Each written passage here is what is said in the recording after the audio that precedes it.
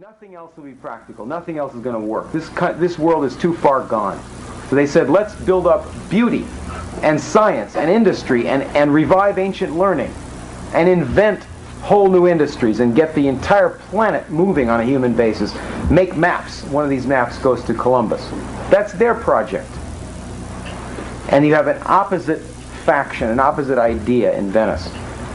And the Venetian idea of slavery, of secret government, of man's degradation, of cults, of the Kabbalah, and so forth. That gets into England. They take over Britain, and eventually Britain becomes the capital of the slave trade. Getting bigger by being better. The number one choice for Bristol. This is BCFM 93.2. And that was Anton Chaikin. He's the son of Jacob Chaikin, who was the legal representative to the Jewish Boycott Committee of Nazi Germany in America. A fascinating chap. All sorts of interesting stuff, particularly applicable to our city. And anyway, now I hope we're joined on the line by the former Uzbekistan ambassador, Craig Murray. Hi, Craig. Can you hear me? Yes, I can hear you fine. We've been chatting about this supposed Novichok discovery in Amesbury. First of all, what's your take on it? Because we're told that it can't be the same batch of Novichok, if it is Novichok, because the stuff decays. Well, anyway, what's your take on what's happened in Amesbury and the coverage of it? Well, I think the entire story gets increasingly unbelievable. I think we should start from the very basic fact, which it doesn't get enough airing, which is that Novichok is not only made in Russia.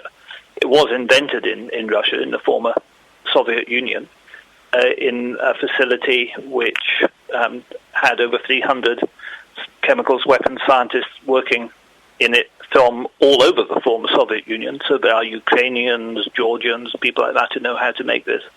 Of course, one of the main guys in the program subsequently went to live in the United States and published a book on Amazon telling you how to make it. And certainly in both the United States and at Porton Down, it has been synthesized for testing purposes. So several states have made it. Iran has made it and reported it, again, for testing purposes, and reported the fact to the OPCW properly. So the substance could be made anywhere, and the complete lie that the government keeps saying that only Russia can make it is just absolute nonsense. Absolute nonsense. And it is a case that it normally is water soluble. In fact, can be washed away. We had the chief medical officer of the UK after the first Salisbury attack telling everyone that they just had to wash their clothes and wipe themselves down with wet wipes, and that would destroy any danger, if there were any, on anybody's clothing. And now we're told that magically that's not actually true, and the media have managed to find lots of scientists, or chemical weapons experts, so-called, to come out and say, no, they decided it doesn't degrade after all, and it could stay around in a park for 4 months and still be potent. Which is fascinating. I mean, the way the story keeps changing is fascinating, because we were told that the reason the Skripals weren't killed by this incredibly deadly nerve agent was that it had been on their door handle and it had been raining, so it had lost some efficacy. Well, if, in a few hours on their door handle it lost some efficacy in the rain, I think after 4 months it definitely would have lost efficacy. So the whole thing just doesn't add up, and the story just gets stranger and stranger. And what really interests me about this is, all the evidence from social media and from the comments pages of mainstream media newspapers where public are allowed to comment, the overwhelming number of people simply don't buy it anymore. The people are extremely sceptical of the story that's been put out, because it's been so full of holes and contradictions from the start. Now, you've done your own little survey, haven't you, on Twitter? Can you tell us about that? Yeah, I did a survey of 200 tweets with the Amesbury hashtag, simply. I just went to 200 tweets, and which were just, by the general population, anything that looked like it was from a bot or from an official organisation of any kind. are excluded, but taking 200 ordinary members of the public tweeting with the Amesbury hashtag, I found that 66% of them were expressing, extreme skepticism or disagreement with what the government is saying. 14% of them, 14% were agreeing with the government that it's Russia and Russia is to blame. And 20% were just commenting on the story without giving any indication whether they agreed or not. But almost 5 to 1 was the figure. 66 to 14 was a figure of people agreeing with the government or disagreeing with the government. People overwhelmingly didn't believe it. So do you feel a bit like a thought criminal? It is quite interesting. I must say, in expressing skepticism that Putin would have wanted just before the World Cup to get all this bad publicity in order to bump off, an old retired chap who's already been let out of prison in Russia years ago. I've received a huge amount of abuse online, and especially from mainstream media journalists, quite interestingly enough. Just asking the questions that outlets like The Guardian and the BBC refuse to ask seems to really upset them. And I don't know whether it's because it provokes their conscience or why it is, but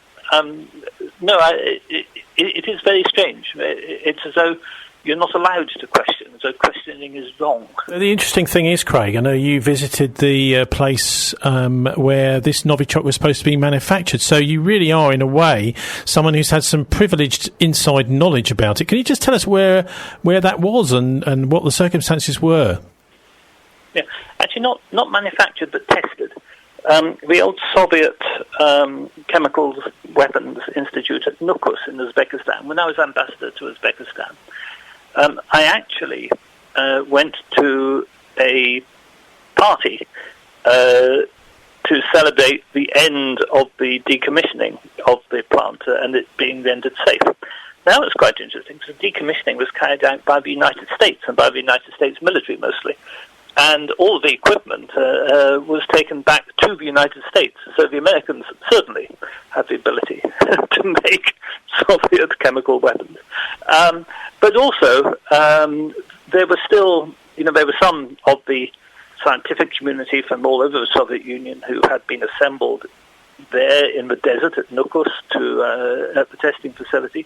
Some of them were staying on, and some of them had married locally and that kind of thing. And I was able to learn, for example, that the Ukrainians were a very large community among the scientists making these chemical weapons, the Georgians, various others. So there again, the knowledge of how to make this is not only confined to Russia. And one possibility might be, of course, don't get me wrong, I'm not saying this is what happened. I don't know what happened any more than anybody else knows what happened. And nobody does know what happened except the perpetrators themselves. The British government certainly have no idea what happened. But one definite possibility is that the Ukrainians, who could certainly make Novichok, may have done this in order to blame it on the Russians. Ukraine is in a proxy war with Russia, of course, at the moment. And they would certainly like to embarrass Putin just before the World Cup. So there are many possibilities. For the British government to state, as they've repeatedly stated, that only the Russians had the motive, is just absolute nonsense. Now, I would imagine as someone who's a former diplomat and also who's had access to this place where the Novichok was tested, that you'd have had quite a lot of invites onto the British media, Craig. Yeah, no, strangely enough, I haven't at all, because and the line I would give is not the government line. I would say it seems very unlikely this is the Russians are doing this, and certainly they don't want to hear that all the other Soviet countries can make it too, and that the Americans took away the equipment. This is all information they're quite keen doesn't get to the British public, and it is actually quite frustrating that I sit here at home watching the television and I watch people brought on as experts who have had a great deal less contact with it and know a great deal less about it than I do, whereas I'm excluded because what I say is not politically acceptable. Well, here's one of them for you to have a listen to. It's Dr. Sally Leavesley, and she was on Channel 4 News this week discussing it. So it'll be interesting to hear what she's got to say and then get your comments afterwards, Craig.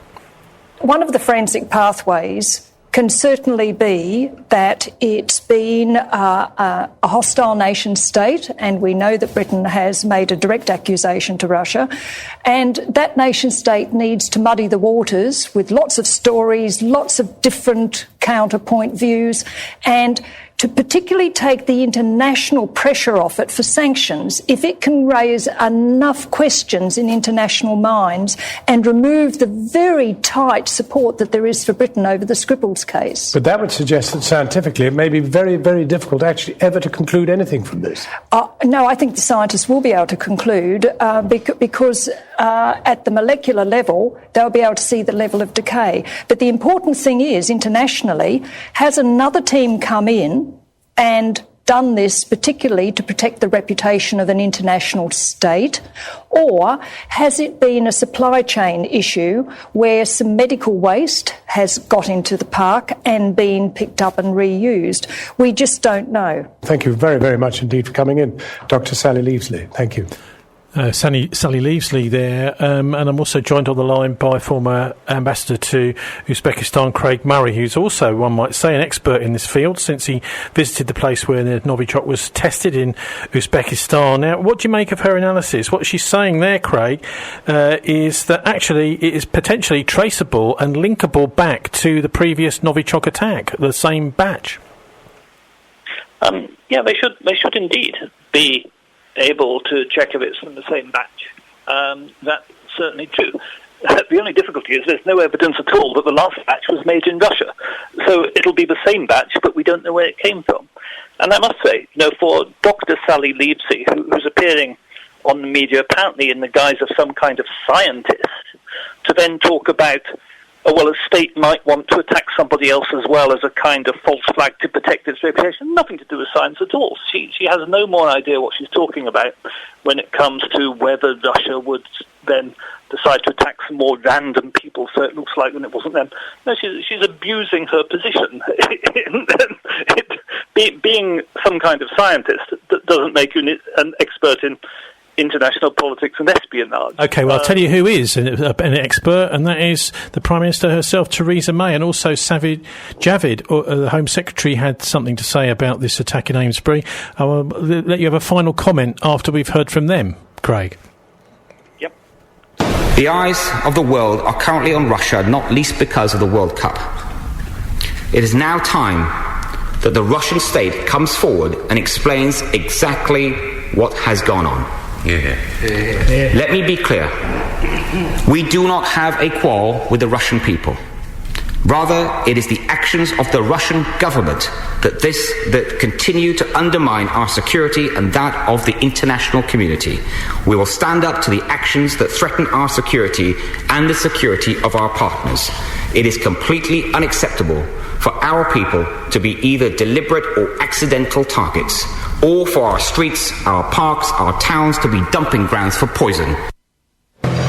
Of course, my thoughts are with the people of Wiltshire, following the fact that we have seen two people this week, again affected by this nerve agent. To see two more people exposed to the Novichok in the UK is obviously deeply disturbing, and the police, I know, will be leaving no stone unturned in their investigation in relation to what has happened.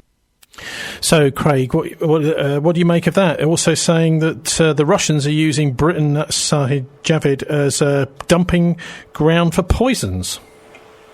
What I actually found most interesting was Javid was speaking in the Commons there, and when he got to his sterling a bit about the Russian state must come out, there were about 4 Tory MPs saying, here. He didn't get the sort of enthusiastic applause he was, not applause, but enthusiastic agreement he was expecting from the Commons, because frankly nobody really believes this. Okay, what about the targeting in a way though, because obviously one can understand a former Russian spy, but these two people seem to be down on their luck, possibly even addicts of hard drugs living in homeless hostels in Amesbury. Yeah, I mean one of the big worries about we don't know who did this. It could have been the Russians. It's certainly possible. But the Russians say it wasn't them, and for Javid to insist on the basis of no evidence whatsoever, no evidence has been adduced that it was the Russians. For Javid to insist that the Russian state admits to something it says it didn't do is a bit daft. One thing that does worry me is when you look at some of the other possibilities for whoever did this, including our own security services, including a rogue person from Porton Down. The elephant in the room is Porton Down. You know, you have one of the few places in the world that admits it does make chemical weapons, which is Porton Down, which makes them for testing purposes, and has certainly synthesized Novichok in the past. And 3 miles one side of it and 6 miles the other side of it, 4 months apart, 2 chemical weapons poisoning. Craig Murray, I'm afraid we're going to have to leave it there. Thanks very much for joining us, former ambassador to Uzbekistan. It's time to sign off now for the Murdoch News at 8. Coming up live on Facebook, it's Arabian Nights with Mohammed Makawi. Thanks to our old Labour Oxford economist, Martin Summers. Also, Estella Ticknell in the first hour. Here's wishing you a relaxing and enjoyable St Paul's Carnival tomorrow weekend. Do please join us for the Politics Show at 6 o'clock next week. God bless. And don't let the banksters get you down. FM on 93.2, online and on your mobile. BCFM is an award-winning community radio station for Bristol, bringing you national news on the hour. Live from the Sky News Centre.